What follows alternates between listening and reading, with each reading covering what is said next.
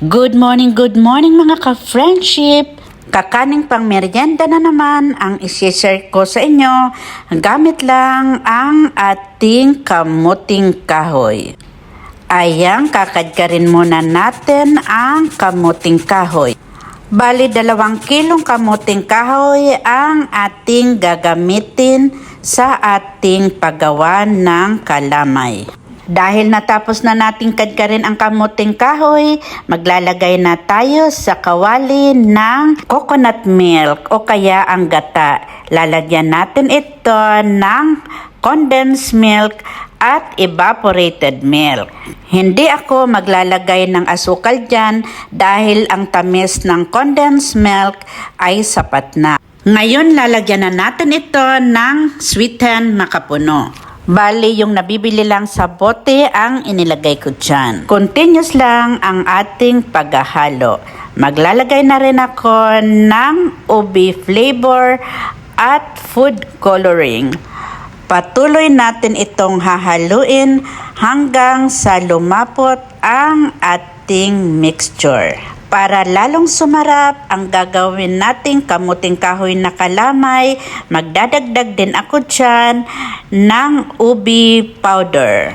Kung may mabili kayo na fresh na ubi, much better. Kakadkarin nyo lang ito at ihahalo dito sa ating gagawing kalamay. Since wala nga tayong mabili dito, kaya ubi powder ang inilagay ko. Ngayon, pwede na rin nating ilagay ang kinadkad na kamuting kahoy. Patuloy natin itong lulutuin sa medium heat para hindi dumikit sa ating kawali. Ayan, dahil lumalapot na ang ating niluluto, maglalagay tayo dito ng unsalted butter. Kung wala naman, margarine na lang ang inyong ilagay. Masarap itong kakanin mga ka-friendship, kaso medyo nakakangalay lang ito sa braso dahil continuous lang natin itong hahaluin dahil pag hinintuan natin ito, masusunog ang ating niluluto. 30 to 40 minutes ko itong niluluto mga ka-friendship.